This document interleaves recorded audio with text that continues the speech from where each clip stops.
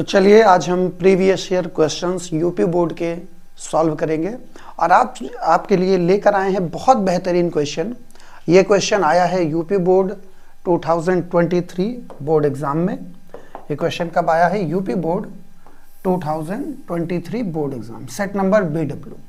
चलिए क्वेश्चन देखते हैं। क्वेश्चन क्या है? यंग के डिस्लिट प्रयोग में पर्दे पर अधिकतम व न्यूनतम तीव्रताओं का अनुपात 9:1। स्लिटों की चौड़ाई में क्या अनुपात होना चाहिए? In Young's double slit experiment the ratio of maximum and minimum intensities on the screen is 9:1। What should be the ratio of the width of the slits? चलिए इस क्वेश्चन को सॉल्व करना शुरू करते हैं। और हम सभी लोगों को पता है कि इंटेंसिटी मैक्सिमम और मिनिमम के लिए क्या फॉर्मूला लगता है, हम सभी जानते हैं। I मैक्स अपॉन में I min। इसका फार्मूला हमारे लिए क्या बनता है?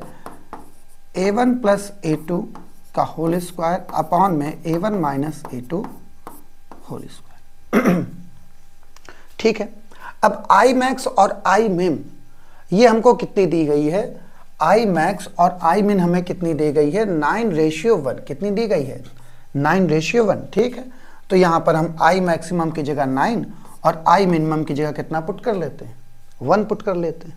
फिर देखते हैं A1 प्लस A2 अपॉन में A1 माइनस A2 स्क्वायर।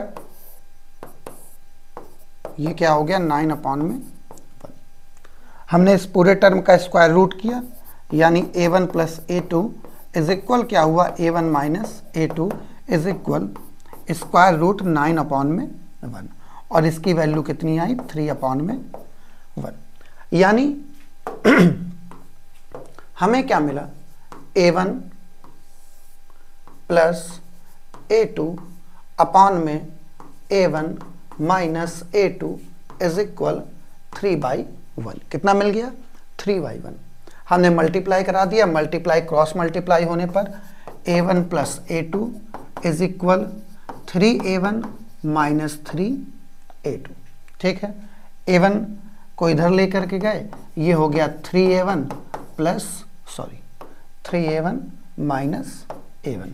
इस माइनस के 3A2 को इधर ले आए तो ये हो गया 3A2 प्लस में A2, यानी ये बन गया 4A2 इज इक्वल, ये हमारा कितना हो गया? 2A1।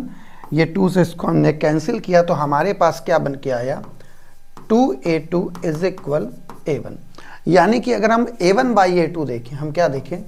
A1 बाई A2 तो हमें मिलेगा 2/1। हमको क्या मिलेगा? 2/1। तो इस क्वेश्चन का पहला स्टेप यहीं पर आकर के मिलता है हमें कि A1 अपॉन में A2 इज इक्वल हमें कितना मिलता है? 2/1। अब क्वेश्चन में क्या कह रहा है? What should be the ratio of the width of the slits. हमको विड्थ का रेशियो बताना है, जो हमारी स्लिट्स हैं उनका विड्थ का रेशियो बताना है। तो अब देखिए हम आगे क्या फॉर्मूला लगाते हैं। इसके लिए भी हमको फॉर्मूला पता है। हम जानते हैं कि अगर हमारी इंटेंसिटी I1 होगी तो ये किसके डायरेक्टली प्रोपोर्शनल होती है? एम्पलीट्यूड के स्क्वायर के। ठीक है। तो I1 अपॉन में I2 ये हमें क्या मिलेगा? A1 upon A2 whole square. हमें क्या मिलेगा? A1 अपॉन में A2 होल स्क्वायर। ठीक है। अब I1 अपॉन I2 ये वैल्यू क्या हो गई? A1 अपॉन A2 की वैल्यू कितनी है? 2/1। कितनी है? 2/1। तो 2 अपॉन 1 का स्क्वायर यानी कि कितना हो गया? 2/1 का स्क्वायर ये कितना हो गया? 4 अपॉन में 1। कितना हो गया? 4 अपॉन में 1।